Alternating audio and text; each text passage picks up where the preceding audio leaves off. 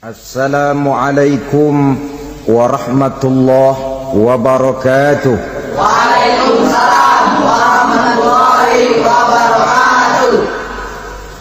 Alhamdulillah wassalatu wassalamu ala sayyidina Rasulillah sayyidina wa maulana Muhammad ibn Abdullah wa ala alihi wa sahbihi wa mawalah.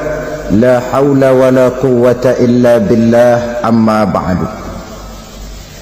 Bapak-bapak, ibu-ibu, saudara-saudara kaum muslimin rahimakumullah. Setan dalam kehidupan di dunia ini. Maka pada pertemuan kali ini kita akan membicarakan tentang siapa yang menjadi musuh-musuh setan di dalam kehidupan. Dengan satu catatan, berbahagialah mereka yang menjadi musuh-musuh setan, tetapi celakalah mereka yang menjadi teman-teman setan. Bagaimanapun juga di dalam kehidupan ini, apabila orang telah memproklamirkan bendera permusuhan kepada kita, maka kita tentu seharusnya bersikap waspada dan mawas diri. Demikian juga iblis dan seluruh bala tentaranya yang terdiri daripada setan-setan. Mereka telah mengibarkan bendera permusuhan kepada Nabi Adam dan anak cucunya, kepada kita umat Rasulullah sallallahu alaihi wasallam. Akan sengsara dan celaka jika kepada iblis dan setan yang telah nyata-nyata mengibarkan bendera permusuhan itu kita mengadakan toleransi, mengadakan kerjasama, dan menjadi budak yang memperturutkan kemauan daripada iblis dan setan. Siapa yang menjadi musuh-musuh setan dalam kehidupan ini? Inilah pertanyaan berikutnya yang diajukan oleh baginda Rasul kepada iblis. Hai iblis, kalau teman-temanmu adalah seperti yang telah engkau jelaskan tadi, sekarang cobalah beritahu saya, siapa di antara umatku yang menjadi musuhmu dalam kehidupan ini? Atas pertanyaan ini iblis laknatullah menjawab, ya Rasul, musuh-musuhku di antara umatmu, pertama anta ya Muhammad. Musuhku yang pertama adalah engkau wahai Muhammad. Kenapa iblis mencatat Nabi Muhammad sebagai tokoh nomor satu dalam deretan musuh-musuhnya? Mudah dipahami. Pertama, keberadaan Rasul merupakan rahmah lil alamin, rahmah bagi lingkungan. Yang kedua, beliau berfungsi menyelamatkan manusia dari tempat yang gelap gulita, dari tempat kesesatan menuju tempat yang terang benderang penuh berisi petunjuk dan hidayah dari Allah Subhanahu wa taala. Maka menurut iblis inilah manusia perintang pertama atas segala daya dan usahanya menggelincirkan manusia ke jalan yang dimurkai oleh Allah Subhanahu wa taala. Kalau kita baca sejarah, risalah yang dibawa oleh Nabi Muhammad ini memang merupakan risalah yang membawa rahmah bagi alam sekitarnya. Ada sedikit perbedaan dengan risalah-risalah sebelum beliau. Sepertinya risalah yang dibawa oleh para rasul terdahulu itu mempunyai efek yang langsung pada kehidupan di dunia ini. Nabi Nuh misalnya menyampaikan agama. Hai umatku, ini agama. Umat menentang, turun banjir yang menenggelamkan orang-orang kafir. Azab diturunkan pada waktu itu juga pada saat nabinya masih hidup. Jadi azabnya itu jenis cash, kontan. Nabi Soleh, hai umatku, ini agama. Mereka menolak, turun gempa bumi yang amat hebat menggulung orang-orang kufur. Nabi Musa, hai umatku, ini agama. Mereka menolak. Sebagian ditenggelamkan di Lautan Merah, sementara sebagian lain dikutuk menjadi monyet-monyet yang hina, seperti diceritakan dalam Al-Quranul Karim. Lain dengan Rasulullah Sallallahu Alaihi Wasallam. Bagaimanapun kurang ajarnya umat yang dihadapi oleh beliau, bagaimanapun menentangnya jamaah yang dihadapi oleh beliau, azab tidak turun sepanjang beliau masih hidup. Ini merupakan jaminan dari Allah, wa ma kana Allahu liyu'azzibahum wa anta fihim. Allah sama sekali tidak akan menurunkan azab selama engkau wahai Muhammad masih hidup di tengah-tengah umatmu. Jadi keberadaan Nabi Muhammad merupakan jaminan keselamatan bagi umatnya. Selama beliau masih hidup, azab tidak turun bagaimanapun kurang ajarnya umat. Di sini sedikit bedanya dengan nabi-nabi terdahulu. Juga perbedaan dalam pola dakwah. Nabi Nuh ketika dakwahnya ditolak oleh umat, keluar doanya meminta umatnya ditenggelamkan. Tetapi Nabi kita ketika dilontari batu oleh umat, malah beliau mendoakan umatnya agar memperoleh hidayah. Oleh sikap yang semacam ini, wajar lalu iblis menganggap Nabi Muhammad sebagai musuh ranking pertama. Yang kedua, siapa musuhmu di antara umatku? Yang kedua kata iblis, musuhku Muhammad imamun adil, pemimpin yang adil. Itu yang akan menjadi musuhku di dunia ini. Putus asa iblis menghadapi pemimpin yang adil. Tipu dayanya tidak terkena. Segala tingkah polanya tidak diperturutkan. Imam yang adil, pemimpin yang adil merupakan musuh daripada iblis laknatullah alaih. Apa sebabnya? Karena pemimpin yang adil mempunyai dampak dalam kehidupan di dunia ini. Melindungi orang banyak, menenteramkan orang banyak. Makin aman, tentram, tenang situasi dan kondisi, makin mudah orang melaksanakan ibadah. Makin tekun orang melaksanakan ibadah, makin dekat dia dengan Allah. Makin dekat manusia dengan Allah, makin jauh dia dari iblis. Sebab dua hal ini selalu kontradiktif. Jika kita jauh dari Allah, tentu dekat dengan iblis. Jika kita jauh dari iblis, harus dekat tentu dengan Allah. Dan begitu selanjutnya. Dalam kaitannya dengan kehidupan kita sekarang, saudara-saudara, inilah pentingnya membangun manusia pembangunan. Semua tugas-tugas besar, semua pekerjaan-pekerjaan yang baik harus berangkat dari niat yang baik, berangkat dari hati yang bersih. Siapapun adanya kita, apapun profesi kita. Yang jadi kiai, marilah berangkat dari niat yang bersih. Yang jadi mubalik, marilah berangkat dari niat yang bersih. Niatnya itu mau menghidupkan Islam atau mau cari hidup jual Islam. Kalau mau menghidupkan Islam, mari sama-sama kita berjuang. Tapi kalau mau cari hidup untuk dengan menjual Islam, minggir saja daripada nanti bikin malu. Yang mengurus masjid, mari berangkat dari niat yang bersih. Ngurus masjid itu niatnya mau menghidupkan masjid atau mau cari hidup di dalam masjid. Kalau mau menghidupkan masjid, mari. Tapi kalau mau mencari hidup di dalam masjid, tolong minggir saja daripada nanti bikin aib. Yang jadi orang alim, mari berangkat dari niat yang bersih. Jangan memperjualbelikan fatwa, yang halal dikatakan haram, yang haram jadi samar-samar, nanti membingungkan umat. Berangkat dari niat yang bersih, membangun manusia pembangunan. Ini barangkali istilah yang lebih kena. Saudara-saudara kaum muslimin rahimakumullah, setiap kita pada hakikatnya punya bakat. Secara fitrah yang kita bawa, bakat apapun kita ini punya. Saudara punya bakat jadi pemimpin, saudara pun punya bakat jadi pengkhianat.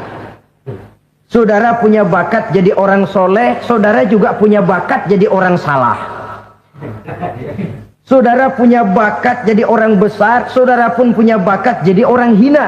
Seluruh bakat ada di dalam diri kita. Tinggal nanti pertumbuhannya mana yang lebih subur. Saudara punya sifat berani, saudara pun punya sifat takut. Seberani-beraninya orang mesti ada sifat takutnya. Nanti mana yang tumbuh lebih subur? Kalau takutnya tumbuh lebih subur, dia akan jadi orang penakut. Kalau beraninya yang tumbuh lebih subur, dipupuk oleh lingkungan, pendidikan dan sebagainya, dia akan tumbuh jadi orang pemberani. Oleh karena itu, agama merupakan lingkungan yang subur untuk menumbuhkan benih-benih yang baik yang kita bawa bersamaan dengan lahirnya kita ke alam dunia ini. Setiap kita, saya, saudara, punya bakat jadi pemimpin, punya bakat jadi pengkhianat, punya bakat jadi pengabdi, punya bakat jadi koruptor, punya bakat jadi pemelihara, punya bakat jadi perusak. Tinggal nanti lingkungan pendidikan yang menumbuhkan mana yang tumbuh lebih subur. Kalau lingkungan saudara lingkungan maling, maka sifat pengkhianat akan tumbuh lebih subur. Kalau nanti saudara jadi pemimpin, insya Allah korupsi.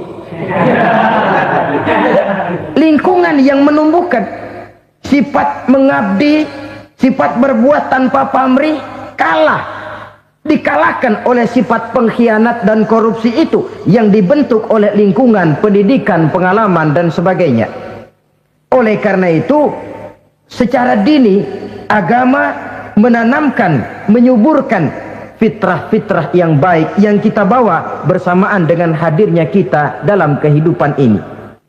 Sebab itu seorang penyair bernama Syauqi mengatakan dalam sebaik syairnya, waladatka ummuka ya ibna adam bakian wan nasu haulaka yadhakuna surura. Hai manusia, pada saat kamu dilahirkan kamu menangis dan orang lain di sekelilingmu ketawa. Kakek senyum dapat cucu baru, paman gembira dapat keponakan baru, sementara kita yang lahir menangis. Betul apa benar? Apa ada saudara yang begitu dilahirkan terus nyengir? Saya kira kabur dukunnya itu. Setiap kamu hai manusia lahir dalam keadaan menangis, orang sekelilingmu tertawa. Karena itu katakan kepada mereka yang senyum di sekelilingmu, hai manusia, pada saat saya dilahirkan saya menangis dan kamu semua tertawa. Baik manusia. Tapi nanti pada satu saat harus terjadi kebalikannya. Kalau dikala saya lahir saya menangis dan kau semua senyum, nantilah manusia. Kalau satu saat saya meninggalkan alam dunia ini, saya akan berangkat dengan senyum dan kalian semua akan berurai air mata. Kalau perlu dari Sabang sampai Merauke kibar bendera setengah tiang. Kalau perlu, jangan terbalik, kita mati melotot orang malah gembira. Karena hidup selalu membawa sifat-sifat yang merusak. Inilah orang kedua yang menjadi musuhnya iblis dan beruntung menjadi musuh iblis. Siapa? Imamun adil, pemimpin yang adil. Saudara-saudara kaum muslimin rahimakumullah. Yang ketiga musuh iblis, ghaniyun mutawadhi, orang kaya yang rendah hati, orang kaya yang tidak sombong. Kaya apa saja, baik kaya oleh karena ilmu. Orang yang kaya karena ilmu disebut orang alim. Baik kaya karena materi, orang kaya karena materi dinamakan hartawan. Baik kaya karena kedudukan, orang yang kaya karena kedudukan dinamakan pejabat. Kesombongan pertama yang terjadi dalam sejarah. Ketika ditanya kenapa kau tidak mau sujud iblis? Saya kan di pundak duluan. Yang wajar saja hidup ini. Sombong harta pun begitu. Kaum muslimin rahimakumullah. Orang kaya yang rendah hati dimusuhi oleh iblis, tapi dicintai Allah, dicintai Rasul, dicintai malaikat. Caranya bagaimana? Kembali kepada satu kesadaran bahwa pada saat terlahir ke alam dunia ini tidak ada yang pernah kita bawa. Kalau sekarang kita punya rumah, punya kebun, punya kendaraan, punya pabrik, punya segala macam benda, apa itu? Titipan. Pada suatu saat akan diambil kembali oleh yang menitipnya. Kalau titipan itu pandai kita jaga, pandai kita syukuri, titipan akan makin banyak. Sama juga kita dalam kehidupan. Kalau orang bisa kita percaya, saya mau pergi ke luar negeri, rumah saya titip kepada tetangga. Saya pulang dari luar negeri, isi rumah tetap tidak berkurang, malah dibersihi, malah disapu, dihilangkan kotorannya. Tentu bukan main syukur saya, girang saya. Akan bertambah kepercayaan saya untuk menitipkan apa saja. Ini makna la in syakartum la azidannakum wa la in kafartum inna azabi lasyadid. Kalau kamu pandai bersyukur, aku tambah nikmat. Tapi kalau kamu ingkar, azabku teramat pedih. Artinya apa? Nikmat bisa berubah menjadi azab kalau kita tidak pandai mensyukurinya. Ma'asyiral muslimin rahimakumullah, orang yang kaya ilmu lalu rendah hati, tidak selalu ingin menonjolkan diri. Ini kadang-kadang yang tanggung ini yang bikin berabe. Alim bener enggak, geblek bener juga enggak. Yang sedikit-sedikit mau nonjolin diri. Kalau enggak jadi imam enggak mau ke masjid, enggak jadi imam enggak mau ke musola. Pokoknya kalau enggak jadi imam marahan sama musola. Macam mana? Saudara-saudara kaum muslimin, rendah hati. Tidak selalu ingin menonjolkan, sebab orang yang selalu ingin menonjolkan dirinya biasanya orang yang kekurangan kepercayaan kepada kemampuan dirinya sendiri. Dia selalu ingin dinomorsatukan, dia selalu ingin ditempatkan pada ranking teratas. Dia tidak percaya diri. Orang yang percaya diri dapat bersikap wajar dalam kehidupan. Begitu juga kaya karena harta, dengan menyadari bahwa harta bagaimanapun banyaknya titipan dari Allah. Pada suatu saat akan kembali, dia harus dimanfaatkan sesuai dengan kehendak yang menitipnya. Begitu juga kaya oleh karena pangkat, kedudukan dan jabatan. Pada suatu saat jabatan itu akan hilang dari diri kita. Karenanya sering saya jelaskan bahwa pangkat di dunia ini yang paling tinggi pensiun. Titel yang paling akhir almarhum. Saudara setuju atau tidak, titel itu akan saudara dapat. Bagaimanapun kita cinta kepada pangkat, kedudukan, entah pada akhirnya suatu saat akan sampai kepada posisi yang namanya pensiun. Kalau sadarlah kita kepada pemikiran ke arah sana, maka untuk mencapai kekayaan, baik kekayaan harta, kekayaan kedudukan, tidak lalu menghalalkan segala cara untuk mencapai tujuan, tapi dibatasi oleh norma dan kaedah yang harus dia taati, baik kaedah agama maupun kaedah bernegara. Inilah orang ketiga yang menjadi musuhnya iblis, orang kaya yang rendah hati, orang kaya yang tidak sombong. Yang keempat, saudara-saudara, tajirun shadiq, pedagang, pengusaha yang jujur. Iblis gedek betul, benci bukan main sama pengusaha, sama pedagang yang jujur, yang tidak ngurangi timbangan, tidak nipu pembeli, tidak barang yang jelek dibilang bagus, atau yang bagus di atas yang jelek di bawah, atau dicampur yang baik dengan yang jelek supaya kelihatan semuanya jadi baik. Semua orang ingin untung, tidak ada kecuali siapapun orangnya, dan itu wajar. Setiap manusia ingin mendapat keuntungan, kalau perlu dengan modal minimal mencapai keuntungan maksimal, seperti yang diajarkan oleh teori ekonomi. Itu kan yang namanya produktif kan. Satu usaha dinamakan produktif, bagaimana kita mengeluarkan modal minimal bisa mencapai keuntungan maksimal. Silakan. Bahwa manusia ingin untung itu insting, naluri, fitrah. Tidak ada orang yang mau rugi. Tapi cara mencapai keuntungan itu yang membedakan antara seorang muslim dengan yang bukan muslim. Sudah pernah saya sampaikan, apabila kaum pengusaha, para pedagang sudah dijangkiti penyakit yang tidak jujur, yang akan timbul adalah kekacauan ekonomi. Kekacauan ekonomi bisa menimbulkan revolusi sosial, dan revolusi sosial merupakan kiamat satu generasi. Semua kericuhan hampir bermuara dari perut, dan itu ekonomi. Orang nodong perut, orang korupsi perut. Ya walaupun korupsi kalau sudah kelas kakap tidak lagi sekedar urusan perut. Ya perut apa yang diurusin kalau korupsinya miliaran itu? Perut jin barangkali. Saudara-saudara kaum muslimin rahimakumullah. Oleh karena itu, pedagang yang jujur, pengusaha yang jujur, ini merupakan musuh iblis. Iblis tidak senang kalau ada pengusaha yang jujur. Iblis tidak senang kalau ada pedagang yang jujur. Tapi iblis akan tepuk tangan kalau pedagang sudah selingkuh, kalau pengusaha sudah nipu. Ada orang bilang, sekarang mah kalau jujur-jujur bener nggak makan apa-apa dong kita. Sebab katanya jangan lagi nyari yang halal, sekarang ini yang haram aja seret. Rupanya sering masang undian nggak pernah kena. Lalu bilang jangan yang halal, yang haram aja nggak kena-kena katanya. Sebenarnya bukan itu masalahnya, saudara-saudara. Bukan itu masalahnya. Masalahnya ialah bahwa kejujuran membawa keberkahan. Ini kalau kita berpikir dengan kacamata agama. Keberkahan merupakan sumber ketenangan.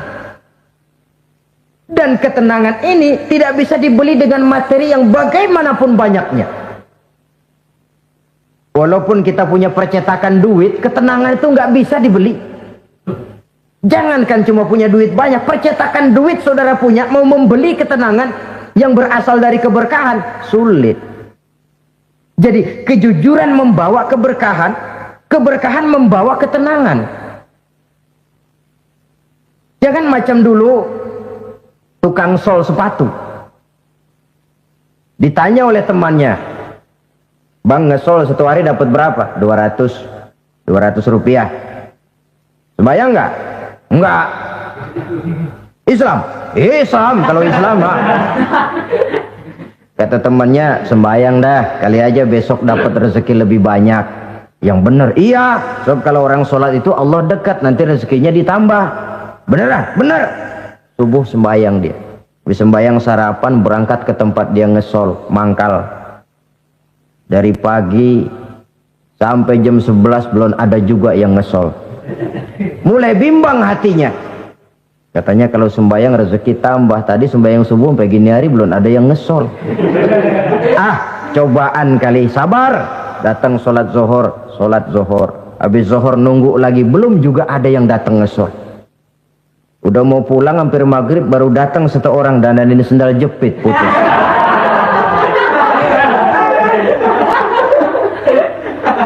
Sudah bayar 25 rupiah, pulang dia si tukang sol ini, ketemu sama temennya yang nyuruh sholat tadi. Ditanya, bagaimana penghasilan ini hari? Apa dijawab? Gua kapok deh sembahyang.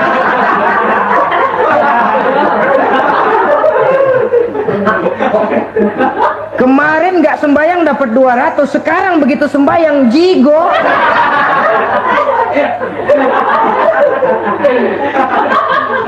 Dia tidak sadar bahwa dengan dari kacamata agama, 25 rupiah yang membawa berkah jauh lebih baik ketimbang 200 uang panas. Dari kacamata agama, 25 rupiah yang membawa berkah lebih baik daripada 200 rupiah tapi panas. Sebab panas menjauhkan kita dari ketenangan. Itulah sebabnya maka pedagang yang jujur, pengusaha yang jujur menjadi musuh setan dan beruntung. Sekarang jadi pengusaha jujur-jujur nggak dapat proyek, Pak, kalau nggak bisa semar-semir semur. Padahal agama sudah menjelaskan ar-rashi wal murtashi finnar. Orang yang nyogok dan orang yang disogok dua-duanya neraka. Kenapa? Join termasuk ta'awanu 'alal ismi wal 'udwan. Bertolong-tolongan dalam berbuat dosa dan kesalahan. Kalau hadiah, lain hadiah. Kalau sedekah, lain sedekah. Tapi yang namanya semir, suap, ar-rashi wal murtashi finnar. Saudara-saudara kaum muslimin rahimakumullah. Jadi pedagang yang jujur, pengusaha yang jujur merupakan salah satu roda perekonomian. Kegoncangan ekonomi akan menimbulkan dampak sosial yang sangat luas dan kompleks. Yang pada giliran puncaknya, dampak paling negatifnya, dia sanggup menggerakkan terjadinya revolusi sosial. Bukankah sebagian besar gerak hidup manusia dimotivasi oleh keinginan untuk mempertahankan kelangsungan hidup? Dan kelangsungan hidup artinya mulut. Mulut itu artinya perut, dan itu artinya makan. Setelah itu mungkin baru pangan, baru sandang, baru dia berpikir pakaian dan sebagainya. Jadi karena dia merupakan penggerak roda ekonomi, pedagang yang jujur, pengusaha yang jujur mutlak diperlukan dalam kehidupan ini. Sebab sekali lagi, kejujuran akan membawa keberkahan, keberkahan memberikan ketenangan dalam kehidupan. Oleh karenanya kita umat Islam, biarin duit kita banyak, asal berkah. Itu tentu idealnya. Ketimbang dikit tidak berkah, lebih baik ia banyak, ia berkah. Dan keberkahan itu datang lewat kejujuran. Kejujuran ini sudah dicontohkan oleh Rasul pada saat beliau berniaga ke negeri Syam. Percaya kepada sesuatu yang saya mengerti, sesuatu yang boleh dipelajari sejak TK sampai perguruan tinggi, sejak anak-anak sampai kakek nenek. Saya bukan percaya kepada sesuatu yang saya tidak mengerti tapi yang harus saya percaya. Saya justru percaya kepada sesuatu yang memang saya mengerti. Saudara-saudara, demikianlah bahwa Tuhan dalam Islam adalah Tuhan yang terbuka, rasional, boleh dipelajari sejak kakek-kakek sampai anak-anak, sejak TK sampai kepada perguruan tinggi. Lalu yang kedua, masih menurut kata dia, saya adalah pengagum Amerika, dia bilang. Sebagai penegak hak-hak asasi manusia, sebagai pahlawan demokrasi yang pagi-pagi sudah mencanangkan di dalam dia punya Declaration of Independence bahwa semua manusia dilahirkan sama, all men are created equal. Saya kagum dengan itu. Sampai pada satu saat, menurut cerita dia, saya berada di New York, saya mau masuk sebuah restoran, saya tertegun ketika saya akan masuk. Di pintu restoran itu tertulis white only, white only, hanya melayani kulit putih. Artinya sing kulit ireng minggir. Saya gelo, saya nelongso, bahasa Inggrisnya. Katanya all men are created equal. Semua manusia dilahirkan sama. Lah ini kok tegel-tegele. Kok sampai hati bikin tulisan hanya melayani kulit putih. Sampai saya melihat dalam Islam ini betapa si kulit putih dan si kulit hitam duduk saling berdampingan. Masjid menjadi simbol semangat kebersamaan mereka. Siapapun masuk masjid, buka sepatu. Di sana mereka menghadap ke arah yang sama, menyembah Allah Tuhan yang sama, mengikuti cara Rasul yang sama, melakukan gerak yang sama, membaca bacaan yang sama, dengan bahasa yang sama. Persaudaraan seperti inilah yang lama saya dambakan. Ini kenapa saya memilih Islam. Saudara-saudara kaum muslimin, saya ingin menggunakan cerita ini sebagai pengantar bahwa salah satu misi Islam memang membebaskan manusia dari ras diskriminasi. Nabi menyatakan, innallaha la yanzuru ila suwarikum wa amwalikum, walakin yanzuru ila qulubikum wa a'malikum. Sungguh Allah tidak melihat tampangmu, Allah tidak melihat potonganmu, Allah juga tidak melihat hartamu. Yang Allah lihat adalah hati dan amal perbuatanmu. Islam membebaskan manusia dari ras diskriminasi. Dari manapun orang datang, apapun warna kulitnya, dari suku apapun ia dilahirkan, akidah mengikatnya dalam satu persaudaraan yang mesra, persaudaraan Islam.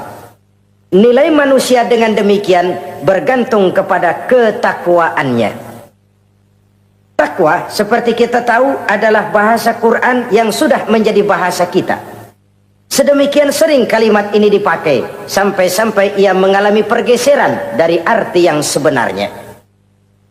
Takwa, sejauh yang kita baca dari peninggalan para ulama kita, mempunyai konotasi imtithalul awamir wajtinabun nawahi, melaksanakan seluruh yang diperintah Allah dan meninggalkan semua yang dilarangnya. Apa perbedaan prinsipnya? Kalau melaksanakan perintah itu sesuai dengan kemampuan, tapi menjauhi larangan itu mutlak. Enak kalau ada ayat jauhilah larangan Allah semampu kamu, enak. Yang semampu kita itu melaksanakan perintah, tapi kalau sudah meninggalkan larangan mutlak, jauhi, tinggalkan. Disitulah nilai ketakwaan seseorang. Ini kan enggak, karena takwa digunakan oleh semua orang, akhirnya artinya bergeser. Semua ngomong takwa. Pejabat kalau dilantik bertakwa, bertakwa, bertakwa, sampai membleh bertakwa. Setelah pelantikan mata takwa ngalor dia ngidul. Harus dikembalikan kepada pengertian asalnya. Takwa itu adalah komitmen seseorang kepada perintah Allah dan komitmen meninggalkan yang dilarangnya sesuai dengan kemampuan. Di situ nilai manusia dalam pandangan Allah. Yang tadi Nabi katakan, Allah nggak lihat potongan kita, Allah nggak lihat harta kita. Yang Allah lihat adalah hati dan amal perbuatan, dan itulah takwa itu. Maha benar Allah dengan firman-Nya yang menyatakan, inna akramakum indallahi atqakum. Yang paling mulia di antara kamu dalam pandangan Allah adalah orang yang paling bertakwa kepadanya. Sering sekali sekarang ini kalimat agama digunakan untuk maksud yang tidak sama dengan maksud agama. Ya contoh kalimat takwa ini. Atau misalnya kita baca iklan, telah berpulang ke rahmatullah dengan tenang. Kalau dengan tenangnya sih boleh dah, mana ada orang mati kelojotan. Tenang. Tapi ke rahmatullah. Rahmatullah itu kan artinya kasih sayang Allah. Kasih sayang Allah itu kan surga. Kalau bajingan mati, nggak ke rahmatullah pulangnya. Kalau mau jujur mestinya telah pulang ke neraka. Kalau mau jujur, kalau mau pakai bahasa netral sopan, telah berpulang. Begitu sajalah. Pulang kemana? Ya sesuai dengan amalan dia. Tapi kita kadang salah kaprah menggunakan kalimat rahmatullah untuk yang tidak baik. Termasuk di dalamnya penggunaan kalimat takwa ini. Padahal disinilah nilai manusia dalam pandangan Allah. Kalau manusia dinilai dari potongannya, oh bintang film nomor 1 masuk surga. Kalau manusia dinilai dari hartanya, konglomerat nomor 1, kita mau belakangan, buncit banget gitu. Allah maha benar. Yang paling mulia di antara kamu dalam pandangan Allah, yang paling bertakwa kepadanya. Nah, apa sih sifat-sifat orang takwa itu? Ini yang akan kita bicarakan pada pertemuan kali ini. Berangkat dari surah Al-Baqarah ayat 3 sampai dengan ayat 5, kita akan melihat 5 tanda orang-orang takwa itu. Apa dia? Pertama, allazina yu'minuna bil ghaib. Orang yang bertakwa adalah orang yang beriman kepada hal-hal yang gaib. Kita tahu bahwa yang ada ini kan cuma 2 saja pada hakikatnya. Pertama Allah, dan yang kedua alam. Allah adalah apa yang selain alam. Yang selain alam itu ya Allah namanya. Allah itu bukan alam, dan alam bukannya Allah. Allah disebut Khalik, alam disebut makhluk. Kemudian alam ini kan ada 2 macam. Ada alam nyata, ada alam gaib. Ada alam syahadah, ada alam gaib. Alam nyata kita sebut dengan alam fisika, dan alam gaib kita namakan dengan alam metafisika. Termasuk dalam alam gaib ini kita wajib beriman. Akhirat, alam gaib, kita percaya akhirat itu ada. Alam kubur, alam gaib, kita yakini keberadaannya. Malaikat, alam gaib. Jin, alam gaib. Setan, genderuwo, memedi, kuntilanak, tuyul. Kita percaya kepada iblis, percaya bahwa iblis itu ada. Kita percaya kepada malaikat, percaya bahwa malaikat itu ada. Dan kepercayaan ini sudah nature. Kalau kita lihat dalam dunia animisme, orang dahulu menyembah pohon sebenarnya kan karena dia percaya bahwa pohon punya kekuatan. Kekuatan itu yang disembah untuk mengharap manfaatnya atau terhindar dari bahaya yang bisa ditimbulkannya. Orang menyembah api karena percaya di balik api itu ada kekuatan. Orang menyembah lautan begitu, orang menyembah gunung begitu. Nah, Islam mengarahkan ini kepada hal-hal yang lebih konkret. Percaya kepada alam gaib. Bahwa di balik alam nyata ini ada alam yang tidak nyata. Apakah itu namanya akhirat, alam barzah, malaikat, jin, itu semua termasuk di dalam alam yang gaib. Orang yang bertakwa, allazina yu'minuna bil ghaib. Dia percaya kepada yang gaib-gaib itu. Percaya tentang adanya. Bukan percaya kepada iblis lalu ngikutin si iblis, bukan. Kita percaya yang namanya iblis itu ada, setan itu ada, jin itu ada, malaikat itu ada, alam kubur itu ada.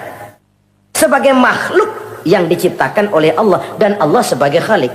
Baik alam syahadat, baik alam gaib, penciptanya tetap Allah subhanahu wa ta'ala. Allah menciptakan siang, Allah ciptakan malam, Allah ciptakan yang baik, Allah ciptakan yang tidak baik. Apa perlunya? ada manfaatnya untuk keseimbangan dalam alam ini. Manusia kan diberikan kebebasan, bahwa segala sesuatu sudah ditentukan Allah memang, tapi kan tidak diberitahukan ke kita. Alam naj'al lahu 'ainaini wa lisana wa syafatain. Bukankah kami berikan kamu dua mata, dua telinga, lidah? Bukankah kami berikan kamu kemampuan untuk berpikir? Kami berikan tunjukkan dua jalan, yang baik, yang tidak baik. Kira-kira, manusia, ini jalan kebaikan, akhirnya akan sampai ke surga. Ini jalan kejahatan, akhirnya akan sampai ke neraka. Silakan kamu memilih. Agar kamu tidak salah pilih, kami berikan otak. Kami turunkan Rasul, kami turunkan wahyu, kami turunkan agama. Kalau sudah semikian komplitnya, masih salah pilih juga, emang dasar rezeki bonyok. Dikasih otak, diturunkan Nabi dan Rasul, diturunkan wahyu, ditunjukkan jalan kebenaran. Malahan kata Imam Mustafa Al-Maraghi, Allah memberikan petunjuk kepada kita itu bertahap. Pertama diberikan yang namanya hidayatul ilham, insting. Insting ini tingkatan dasar yang sangat diperlukan oleh manusia. Kita bisa lapar, kita bisa sedih, kita bisa gembira, kita bisa nangis, kita bisa ketawa. Nggak ada yang ngajarin. Belum pernah saya melihat ada kursus ketawa. Belum pernah. Belum pernah ada akademi pertangisan. Nggak ada. Itu insting yang kita bawa sejak lahir. Dan anehnya ketawa tiap orang nggak sama, nangis tiap orang nggak sama. Itu insting. Bayangin kalau itu nggak ada. Kita nggak bisa sedih, nggak bisa gembira, kita nggak bisa ketawa, nggak bisa nangis. Polos hidup ini, kayak boneka. Nggak ada insting. Nah, ini juga diberikan kepada binatang. Binatang kan cuma instingnya insting rendah. Binatang marah bisa marah. Tapi perasaan mulia binatang nggak punya. Kepengen dipuji, kan kagak ada binatang. Dia cuma punya perasaan-perasaan rendah. Marah, pengen tahu kebo kita sodok, marah dia. Perasaan rendah, lapar, binatang punya. Kenyang, binatang punya. Tapi perasaan tinggi, binatang nggak punya. Kepengen hidup lebih baik, nggak ada. Kepengen hidup terhormat, nggak ada. Senang kalau dipuji, nggak ada. Coba dah kebo kita puji habis-habisan, diam aja dia. Waduh, lu bukan main, hebat bener. Ya tetap aja kebo. Atau kita caci maki, nggak bakal dia marah. Ini perasaan tinggi, ingin lebih baik, ingin lebih terhormat, senang kalau dipuji, marah kalau dicaci. Itu perasaan tinggi yang hanya diberikan kepada manusia. Manusia dipuji senang, dicaci marah. Orang kita puji walaupun wah kamu hebat bener, walaupun dia bilang ah kamu bisa aja, tapi kupingnya tetap aja mekar. Senang kalau dipuji. Insting yang rendah diberikan juga kepada binatang, tapi bukan insting yang tinggi. Ini petunjuk pertama. Dengan itu kita punya perasaan dasar untuk mengagumi, untuk sedih, untuk gembira dan sebagainya. Setelah insting kita diberikan panca indera yang kerjanya juga nggak sama. Penciuman dengan pendengaran dengan penglihatan kan nggak sama. Yang enak buat kuping belum tentu enak buat hidung. Orang buang angin kalau ditinjau dari segi bunyi enak buat kuping, tapi hidung kan kelabakan. Kerjanya nggak sama. Panca indera ini penting sebagai kesiapan untuk melayani insting. Persiapan melayani insting. Cukupkah? Tidak. Binatang juga diberikan panca indera. Bahkan kadang-kadang panca indera binatang lebih tajam daripada panca indera manusia. Nah, lalu diberikan yang ketiga. Ini yang membedakan manusia dari binatang. Apa? Hidayah berupa akal, pikiran. Dengan ini, coba kita lihat. Manusia bikin rumah, burung bikin rumah. Tapi bandingkan, rumah burung dari tahun atu, ya gitu-gitu aja. Tapi rumah manusia, Masya Allah, modelnya macam-macam. Ada yang kita dari jauh nggak ngerti, ini celengan apa rumah orang ini, bundar begini. Binatang bikin rumah, manusia bikin rumah. Binatang bikin rumah dengan insting, manusia bikin rumah dengan otak. Hasilnya berbeda. Manusia tidak punya sayap, tapi dengan otaknya dia bisa terbang lebih tinggi dari burung. Manusia tidak bernapas dengan insang, tapi dengan otaknya dia bisa nyelam lebih dalam daripada ikan. Ini kelebihan manusia dari binatang, diberikan otak. Belum Belum cukup rupanya otak, karena otak ini penemuannya relatif. Apa yang dianggap hari ini benar, besok udah nggak benar. Apa yang hari ini otaknya bilang baik, besok dia bilang jelek. Apa yang hari ini otaknya bilang katakan jelek, besok dia bilang baik. Yang relatif tidak bisa dijadikan pegangan. Maka Allah lalu memberikan yang keempat, Hidayatuddin namanya, petunjuk berupa agama. Diberikan insting, diberikan panca indera, diberikan otak, lalu diberikan agama. Turun para rasul yang 25 itu yang merupakan mata rantai yang berkaitan, tidak terpisah. Misi samawi, semuanya sama, bersumber dari Allah yang satu itu. Setelah agama datang, masih ada yang lebih penting. Apa? Hidayah yang disebut taufik. Persesuaian kehendak antara kita dengan Allah.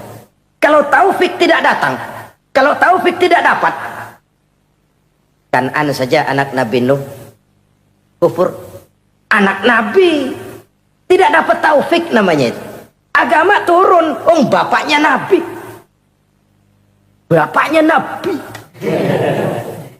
Azar, ayahnya Nabi Allah Ibrahim, tidak mendapat taufik. Lalu Abu Jahal, Abu Lahab, pamannya Nabi, tidak mendapat taufik. Lalu istrinya Nabi Lut tidak mendapat taufik. Bayangkan ini, anak Nabi, paman Nabi, bapak Nabi, istri Nabi. Taufik inilah yang hak prerogatif Allah.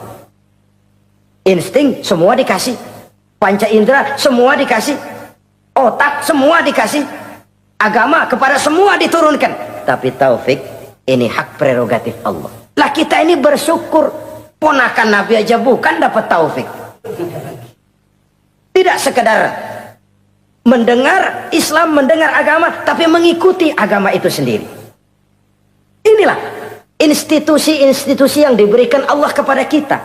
Jadi kalau sudah begini lengkap, manusia, nih aku kasih, tempuh jalan ini, masih salah juga, dasar sableng. Pantas kalau Allah mengadili. Pantas kalau Allah memberikan sanksi. Kenapa? Rasul udah turun, otak dikasih, panca indera dikasih, peringatan dikasih, masih salah juga. Pantas dong kalau diadili. Kecuali kalau Allah nggak nurunin apa-apa.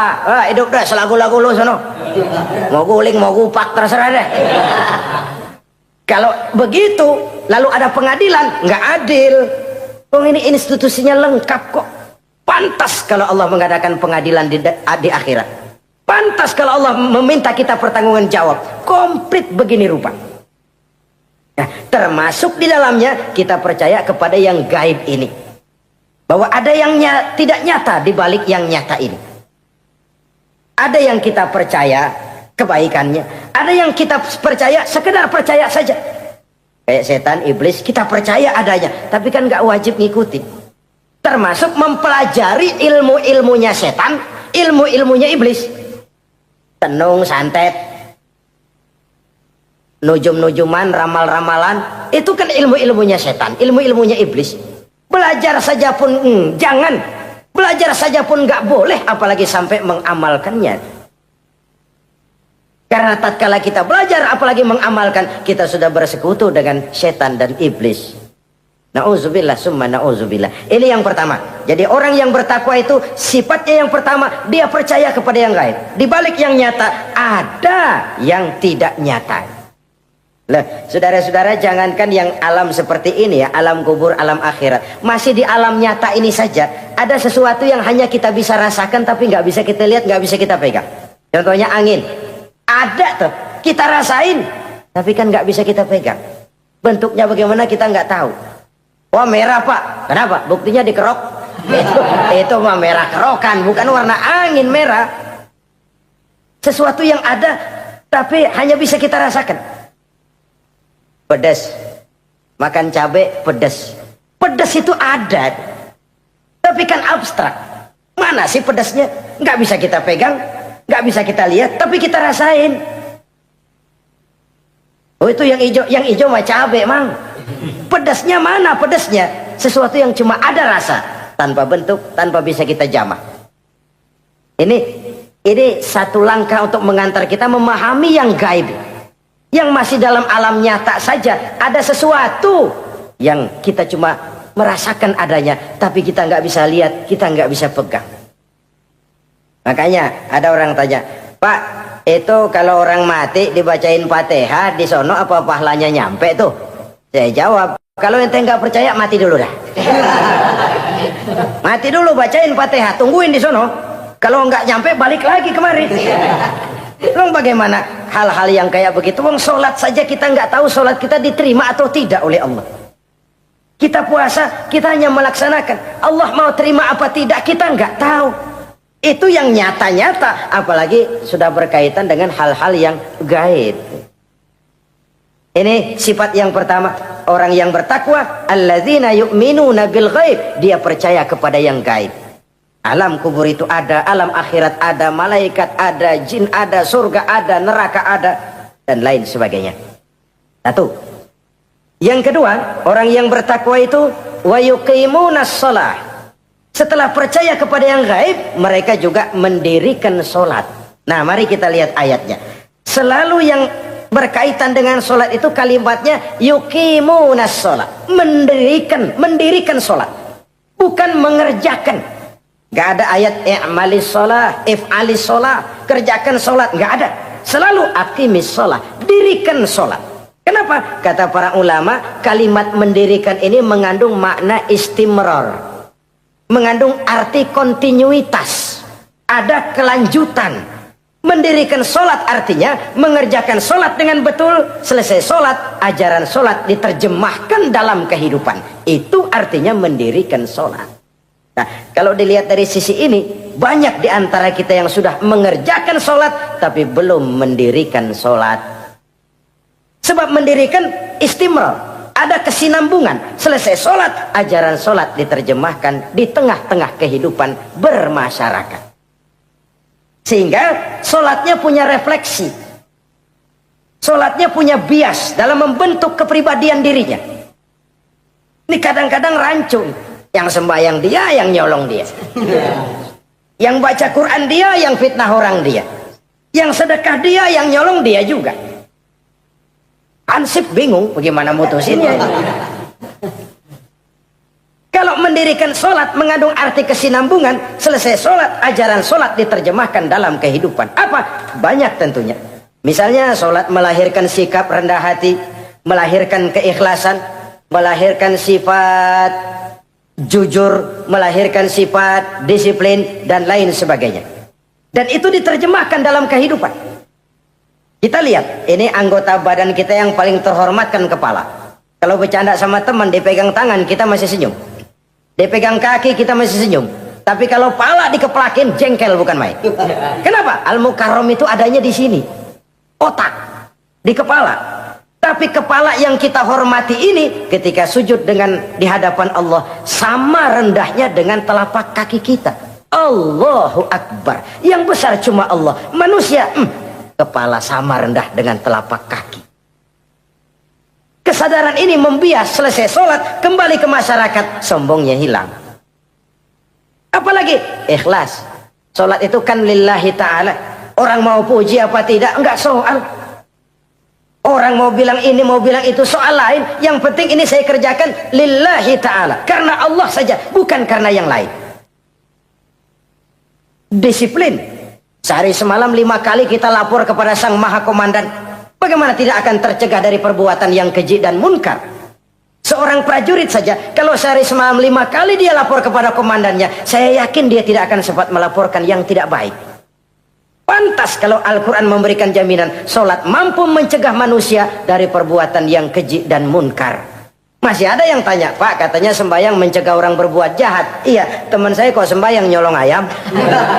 Bagus, sembahyang nyolong ayam. Coba nggak sembahyang, nyolong motor. Gedean lagi yang dicolong. Dan sebenarnya itu bukan jawaban, itu cuma logika saja. Yang benar adalah sholatnya belum berfungsi. Dia baru mengerjakan sholat, belum mendirikan sholat. Inilah yang kalau kita jujur mau bicara, inilah problem kita sekarang ini. Mengislamkan orang Islam. Bagaimana dari mengerjakan sholat kita menjadi mendirikan sholat. Agar sholat itu membuahkan hasil berupa pembentukan kepribadian. Di tengah-tengah kehidupan sosial kemasyarakatan. Kalau tidak, ya sekedar terjebak kepada rutinitas. Pergi haji begitu, pulang haji bikin gila. Masuk Ramadan begitu, selesai Ramadan ya tetap begitu. Ibadah tidak memberikan bias dalam pembentukan pribadi. Itulah sebabnya digunakan kalimat yuqimunas sholat, mendirikan sholat, yang mengandung arti berkesinambungan. Selesai sholat, jiwa dan semangat, ajaran dan filsafat sholat diterjemahkannya dalam kehidupan sehari-hari. Saudara-saudara kaum muslimin rahimakumullah. Sifat yang ketiga dari orang takwa adalah wa mimma razaqnahum yunfiqun. Mereka menginfakkan sebagian dari rizki yang diberikan Allah kepada mereka. Rizki menurut definisi yang diberikan para ulama kita, ar-rizqu bimakna al-ata hissiyan kana aw ma'nawiyan. Rizki adalah pemberian, baik yang abstrak maupun yang konkret. Selama ini kita sering mengartikan rizki hanya dalam bentuk uang, sehingga rizki kita dibatasi oleh pengertian kita sendiri. Padahal tidak cuma uang, ilmu adalah rizki, jabatan dan kedudukan adalah rizki, otoritas dan wibawa juga rizki, anak, istri, suami juga rizki. Ketika ayat ini mengatakan wa mimma razaqnahum yunfiqun, mereka menginfakkan sebagian dari rizki, yang dimaksud di sini adalah rizki yang konkret dalam bentuk materi, uang, benda dan lain sebagainya. Orang yang bertakwa sadar benar dari Allah rizki datang, ke jalan Allah rizki dibelanjakan. Semakin kita rajin membelanjakan rizki di jalan Allah, biasanya akan semakin mengalir rezeki dari Allah. Semakin bakhil kita, kadang-kadang rezeki juga malas deketin kita. Yang keempat, orang yang bertakwa itu alladzina yu'minuna bima unzila ilaika wa ma unzila min qablik. Mereka beriman, mereka percaya kepada apa yang diturunkan terhadap Muhammad, yaitu Al-Quran, wa ma unzila min qablika, dan apa yang telah diturunkan sebelum kamu, yaitu Taurat, Zabur dan Injil. Orang yang takwa percaya bahwa Allah dahulu telah menurunkan Taurat kepada Musa, Allah telah menurunkan Zabur kepada Nabi Daud, Allah telah menurunkan Injil kepada Nabi Isa. Percaya sekadar percaya, tidak wajib mengamalkan ajarannya. Kita percaya Taurat itu kitabnya Allah, Injil dahulu yang diturunkan kepada Nabi Isa kitab Allah, Zabur kitab Allah. Percaya sekadar percaya, bukan percaya kemudian mengamalkan, bukan. Karena dengan turunnya Al-Quran, maka seluruh kitab-kitab terdahulu sudah tercakup di dalam Al-Quran. Orang yang bertakwa percaya kepada apa yang diturunkan terhadap Nabi Muhammad. Apa itu? Al-Quranul Karim. Bagaimana kepercayaan kita kepada Al-Quran? Bahwa dia kitab suci yang isi dan redaksinya langsung dari Allah, yang kita membacanya beribadah, mengerti atau tidak mengerti artinya. Akan lebih baik setelah bisa membaca, mengerti, kemudian mengamalkannya dalam kehidupan kita. Saudara-saudara, kalau kita adakan konteks ini di mana-mana, modernisasi, globalisasi, kemajuan sering membawa pergeseran nilai. Dulu, ini zaman dulu ya, waktu listrik belum masuk desa, kita rasakan betul. Kalau masuk kampung berasa banyak orang Islam. Padahal rumah pakai lampu templok, lampu tempel, paling banter patroma. Tapi kita masuk kampung berasa kok banyak orang Islam. Kenapa? Suara Al-Quran kedengaran dari rumah-rumah. Kenapa? Ada anak-anak muda lagi latihan baca barzanji. Kenapa? Ada patayat, santri-santri wanita lagi baca sholawatan. Kenapa? Nenek-nenek lagi ngapalin sifat 20 sembari nyisik. Wujud artinya ada, maka mustahil Allah. Zaman dulu terjadilah modernisasi, listrik masuk desa. Apa yang kita lihat? Rumah pada terang, terus televisi main gede-gedean, lalu radio kaset main kenceng-kencengan. Tergeserlah suara Al-Quran, apalagi sholawatan, apalagi barzanjian. Apa tidak boleh? Ya boleh saja. Apa tidak bagus? Ya bagus saja. Tapi kalau harus menggeser, apalagi menggusur nilai-nilai positif, itu yang kita prihatin. Kan Nabi mengingatkan, la tattabi'anna sunnana man kana qablakum shibran bi shibrin wa zira'an bi zira'in. Kamu akan ikuti tingkah laku orang-orang sebelum kamu. Cuma ikut-ikutannya nggak berasa, sejengkal, lalu sehasta, lalu semeter, lalu 3 meter. Begitu enak kamu ikut-ikutan budaya orang lain. sampai yang kamu ikuti masuk lubang biawak, kamu akan masuk juga ke dalamnya. Inilah kehidupan kita, inilah kehidupan anak-anak kita. Jujur mereka lebih kenal Valentine Day daripada Muharram. Anak-anak kita, anak-anak muslim, kalau kita menghitung Muharram sampai Zulhijjah nggak hafal. Kalau Januari sampai Desember, anak-anak kita bangun tidur hafal.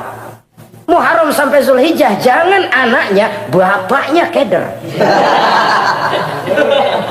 Kita hanyut oleh budaya-budaya yang, ya bukan saya katakan bukan tidak baik, tapi kalau harus menggeser, apalagi menggusur yang ada kaitannya dengan nilai agama, ini kan ironi.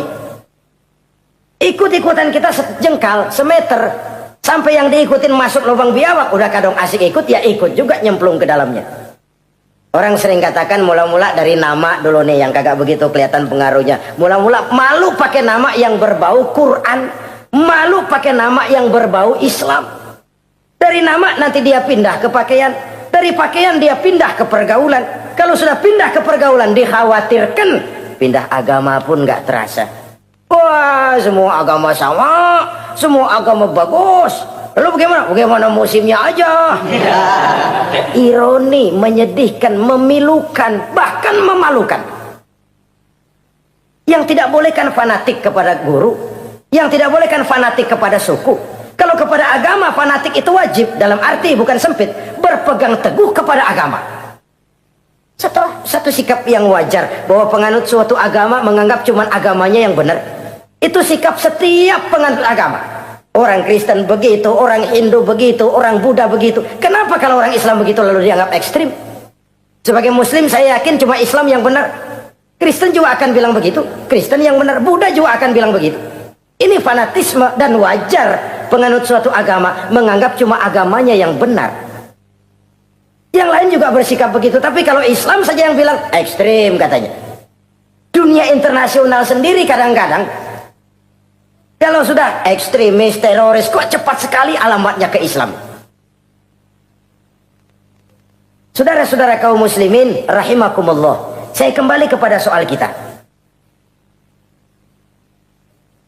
Begitu enak kamu ikut-ikutan, yang kamu ikuti masuk ke lubang biawak, kamu akan ikut juga masuk ke dalamnya. Maka hati-hati bergaul, maka hati-hati memilih teman, maka baik teman pergaulan, lebih-lebih teman hidup. Karena orang sering bilang cinta itu love is blind katanya ya. Cinta itu kotok. Cinta itu buta. Cinta itu lamur. Nggak bisa bedain coklat. Nggak bisa bedain yang lain-lain. Orang sering kehilangan pertimbangan. Demi cinta akidah terjual. Demi cinta akidah tergadai. Tidak ada kemalangan yang paling malang kecuali kalau kita harus berpisah dengan akidah. Sebab itu modal dasar. Nah, orang yang bertakwa dia beriman kepada Al-Quran. Beriman kepada Quran artinya apa? Menjadikan Quran sebagai imam dan dia sebagai makmum. Konsekuensinya makmum harus ikut imam. Selain Quran dia percaya kepada Injil, kepada Zabur, kepada Taurat. Dilihat dari sudut ini, umat Islam itu lebih toleran loh. Orang lain yang megang Injil nggak bakal percaya kepada Quran.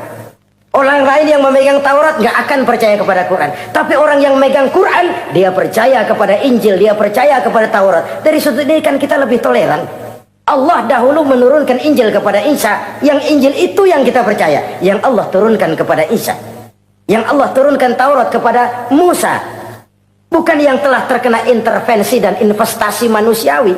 Dan percaya pun terbatas percaya kepada adanya. Bukan kepada mengamalkannya. Kenapa? Karena ordenya udah lewat.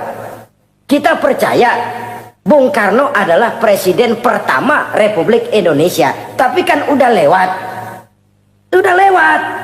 Kita percaya Bung Karno presiden pertama Republik Indonesia. Tapi kan udah lewat. Udah selesai. Begitulah kita mempercayai Taurat, mempercayai Injil, ada, kita percaya, tapi kan udah selesai misinya. Yang berlangsung sampai akhirat nanti adalah Al-Quranul Karim. Orang yang bertakwa meyakini itu. Ini yang keempat. Yang kelima, wabil akhirati hum yuqinun. Mereka yakin orang bertakwa ini kepada adanya akhirat. Ah, kalau itu kan gampang, semua orang juga yakin. Loh, bukan sekedar yakin, sekedar percaya. Yalah, percaya kepada Allah, percaya kepada akhirat, pokoknya percaya. Bagaimana? Ya begitu, pokoknya percaya. Bukan itu. Kepercayaan yang memberikan refleksi. Iya ya, akhirat ada. Ada hidup sesudah mati, ada akhirat sesudah dunia. Saya memang benar kepengen cepat kaya, tapi kalau nipu orang nanti di akhirat bagaimana? Ini loh. Saya memang benar kepengen cepat naik pangkat, tapi kalau mesti jilat atas injak bawah, sikut kiri kanan, teman jadi lawan, lawan jadi teman, di akhirat saya bagaimana? Ini loh percaya akhirat itu. Saya memang benar kepengen cepat kaya, tapi kalau makan renten nanti di akhirat bagaimana? Kepercayaan yang mewarnai gerak kehidupan. Kalau percaya sekedar percaya, yang buta campur budak juga percaya akhirat ada.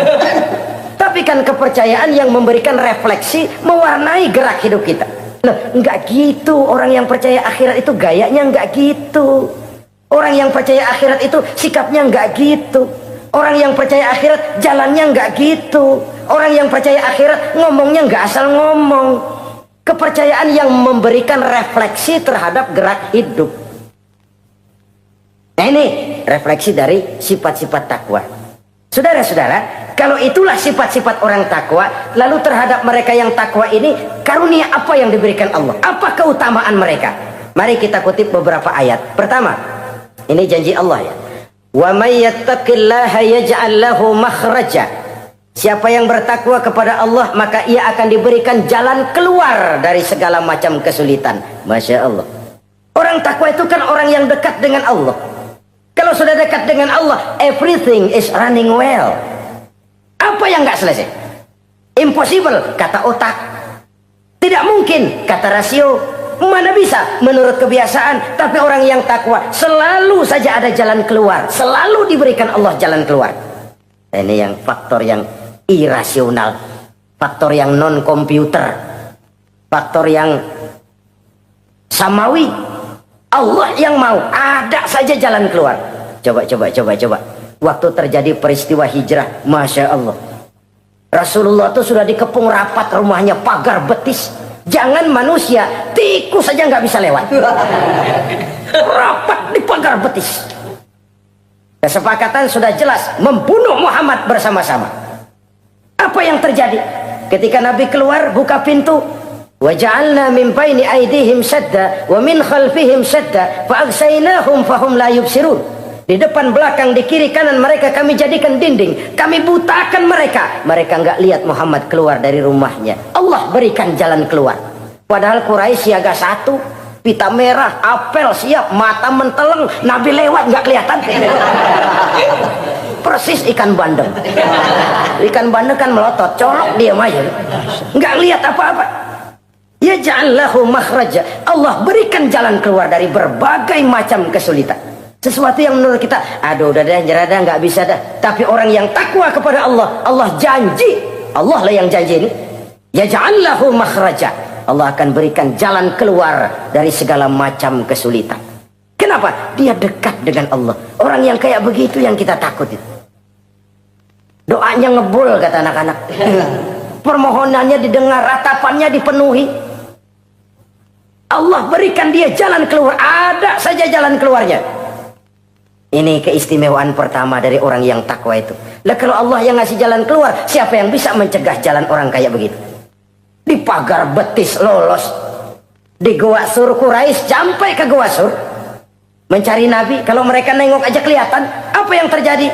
Dilalah, dadakan. Burung bertelur di bibir goa, laba-laba bikin sarang di bibir goa. Quraisy mikir kalau Muhammad masuk kemari telur berantakan, rumah laba-laba hancur nih, nggak mungkin dia ke sini, cari ke tempat lain. Rumah laba-laba yang rapuh menggagalkan usaha Quraisy yang gagah perkasa. Yaj'al lahu makhraja. Allah berikan jalan keluar. Ini yang pertama. Yang kedua, wa yarzuqhu min haitsu la yahtasib. Allah berikan rezeki dia, orang yang takwa ini, dari jalan yang tidak disangka-sangka. Rezekinya mengalir. Kenapa? Dia dekat dengan Allah. Allah maha kaya. Kadang-kadang nih orang kerjaannya sujud doang sama ngangkat tangan, rezekinya ada aja. Allah yang kaya, Allah yang maha tahu. Orang yang takwa walaupun gajinya kagak ada, penghasilannya gede. Allah yang memberi. Jangan lupa itu, ada gaji ada penghasilan. Kalau gaji kan ada ukurannya. Kadang-kadang ada orang gajinya kecil, penghasilannya gede. Uangnya jadi lurah musim gusuran. Itu penghasilan. Kalau gaji bisa diukur, tapi penghasilan gede lah. Kalau semeter komisinya sekian kan gede tuh penghasilan. Ada juga yang memang gaji gede, penghasilan gede. Ini pejabat-pejabat yang banyak sikutannya tuh. Saudara-saudara kaum muslimin, orang yang bertakwa itu yarzuqhu min haitsu la yahtasib. Allah berikan rezeki lewat jalan yang dia nggak sangka-sangka. Ada aja jalannya. Nggak punya duit tapi haji bisa pergi. Nggak punya duit tapi ya hidupnya wajar. Tamu datang balahan. Pernah itu ada tamu di Jawa Timur sana datang ke rumah seorang kiai. Ratusan tamu dikasih makan semua. Padahal kiai rumahnya gede. Tamu ada yang dalam hatinya nyeletuk. Nih kiai bisa ngasih makan orang satu rombongan banyak begini, duit dari mana ini? Dalam hatinya. Disamperin sama kiai, kamu jangan buruk sangka, ini rezeki halal. Bukan cuma rezeki, dia bisa ngerti hati orang. Mukasyafah, Allah bukakan apa yang Allah nggak bukakan buat orang lain. Ini karunia, dan itu hanya mungkin dengan takwa. Itu tadi, komitmen kepada perintah Allah, menjauhi larangannya. Mukasyafah, dibukakan pintu oleh Allah. Dia bisa lihat yang orang nggak lihat, dia bisa tahu yang orang lain nggak tahu. Udah nggak bisa main-main kalau ketemu orang begini. Ini udah high class ini di sisi Allah. Ini yang kedua, rezekinya ngalir lewat jalan yang nggak sangka-sangka. Yang ketiga, wa may yattaqillaha yaj'al lahu min amrihi yusra. Orang yang bertakwa kepada Allah, Allah jadikan urusannya gampang. Allah mudahkan urusannya. Masya Allah. Kalau Allah yang sudah mudahkan, siapa sih yang bisa bikin sulit?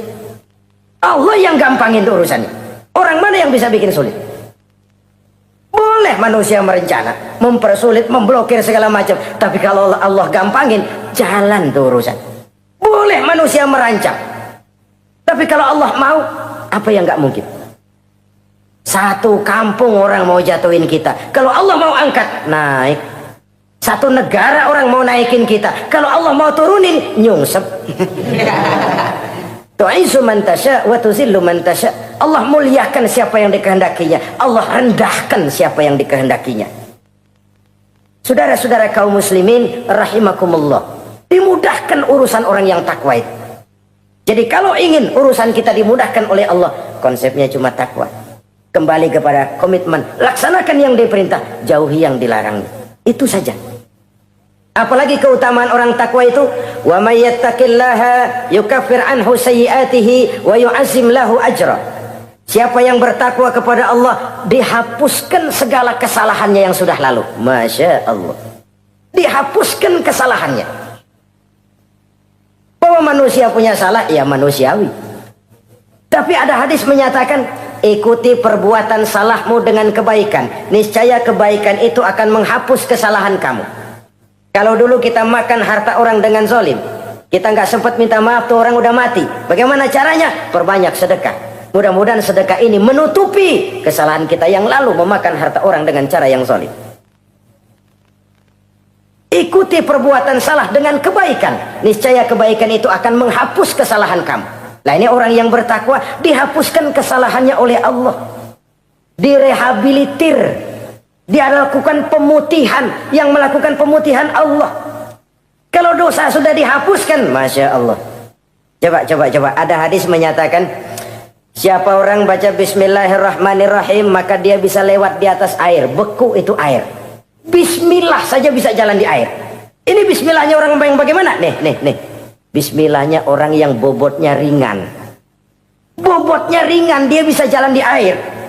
Kenapa bobotnya ringan? Dosanya pemutihan. Model kita 16 kali baca bismillah, lewat di empang kelelep aja. Bobot kita kelewat berat oleh lapisan-lapisan dosa. Makin banyak dosa, makin berat bobot. Lalu bagaimana kita mau mendapat kemudahan dari berbagai urusan? Bung dosa kita berlipat-lipat. Kata Imam Ghazali, hati itu kayak kaca, bening pada asalnya. Itu kan fitrah. Tiap kali kita berbuat dosa, noda, plek, plek, plek. Tapi orang yang rajin istighfar, orang yang rajin berbuat baik, noda itu dia bersihin tuh, dia lap, rek. Sehingga kaca ini walaupun dia terkena kotoran, tapi bersih lagi. Kenapa? Rajin dilap, rajin istighfar, rajin berbuat baik untuk menutupi kesalahan. Tapi kalau istighfar tidak berbuat baik, berat, itu nanti itu kotoran-kotoran di kaca itu berubah jadi tieng. Tahu tieng? Udah susah diilangin kotorannya, berkarat di atas kaca.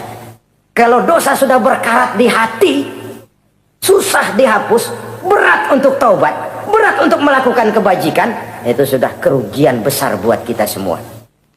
Orang yang baik bukan orang yang tidak pernah salah. Orang yang baik adalah orang yang kalau dia berbuat salah dia sadar, dijadikannya pelajaran untuk tidak diulanginya lagi pada masa yang akan datang. Manusia dalam Islam tidak dilahirkan dengan dosa, tidak. Manusia bertanggung jawab terhadap perbuatannya sendiri-sendiri. Oleh karenanya, apabila kita terjatuh berbuat salah, cepatlah adakan perbaikan. Orang yang bertakwa dihapuskan kesalahannya oleh Allah, dilakukan pemutihan. Ya sama juga televisi lah. Kita dulu-dulu udah lupa bayar, kelamaan numpuk. Akhirnya kan kata petugas, yang bulan ini bayar aja dah, yang bulan ini aja dah, yang lain mah pemutihan. Kenapa? Dia sudah lihat kita punya tanda-tanda baik, pengen membayar dengan sebagaimana mestinya. Dari ketakwaan kepada Allah. Lalu wa yu'azzim lahu ajra. Orang yang bertakwa itu diperbesar pahala kebaikannya. Masya Allah. Sudah dosa dihapus, dia diampuni, diputihkan, kebaikannya dilipat gandakan pahalanya. Padahal kita semua sama-sama maklum. Inilah kenikmatan Islam. Kalau kita berbuat jahat, dibalas dengan yang setimpal. Kalau kita berbuat baik, dibalas berlipat ganda. Wallahu yudha'ifu liman yasha. Allah melipat gandakan pahala kebaikan bagi orang yang dikehendakinya. Alangkah pemurahnya Allah. Dosa kebaikan berlipat ganda, dosa kesalahan seimbang dengan kesalahan itu. Karena itu kata para ulama sufi, kalau kamu berbuat jahat, jangan lihat besar kecilnya, tapi lihat kepada siapa kejahatan kamu lakukan. Kalau kamu mendapat kebaikan, jangan lihat besar kecilnya, tapi lihat siapa yang ngasih kebaikan itu. Kecil dosa kita lakukan, tapi kepada Allah. Sedikit karunia yang kita terima, Allah yang ngasih. Logikanya begini. Saya ketemu menteri, dikasih duit 5.000 perak, 5.000 rupiah. Karena yang ngasih menteri, itu duit barangkali saya jadiin jimat. Enggak saya belanja-belanjain. Saya simpan. Kenapa? Buat bangga-banggaan, buat cerita-ceritaan. Saya ketemu menteri masa nih 5.000 perak dikasih.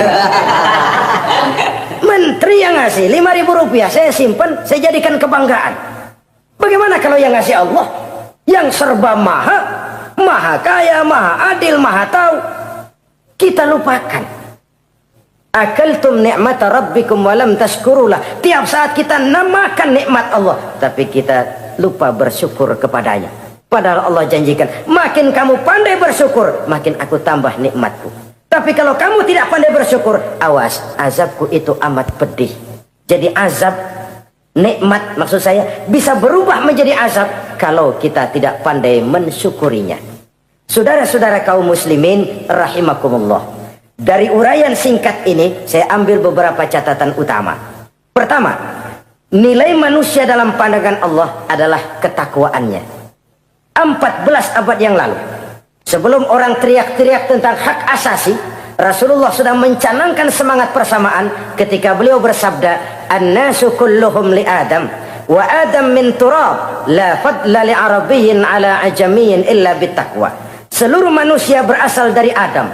Adam diciptakan dari tanah. Tidak ada kelebihan Arab dengan yang bukan Arab kecuali takwanya. Di situ nilai manusia dalam pandangan Allah.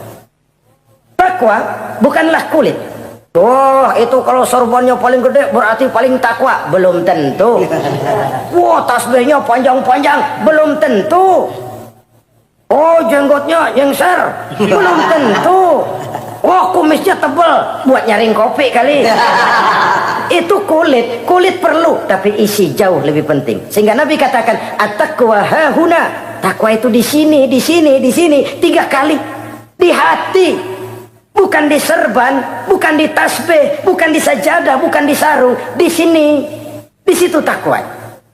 Penggeraknya adalah hati. Dan untuk itu Allah menyediakan fasilitas keutamaan. Diberikan jalan keluar dari berbagai kesulitan. Diberikan rizki dengan jalan yang tidak disangka-sangka. Dihapuskan kesalahannya, dimudahkan usahanya. Diperbesar pahala kebajikannya. Karena itu, untuk mengejar posisi di hadapan Allah, tidak lain adalah takwa. Allah tidak bedakan manusia dari keturunannya, warna kulitnya, tapi dari ketakwaannya kepada Allah. Orang yang takwa disebut muttaqin, dan itulah nilai tertinggi manusia di hadapan Allah Subhanahu wa taala. Semoga kita diberikan kekuatan untuk mencapai martabat takwa ini dan mendapat keutamaan-keutamaan seperti yang dijanjikan Allah. Sekian dulu jumpa kita kali ini. InsyaAllah lain kesempatan kita jumpa kembali. Terima kasih atas segala perhatian. Mohon maaf atas segala kekurangan. Usikum wa iyaya bitaqwallah. Wassalamualaikum warahmatullahi wabarakatuh.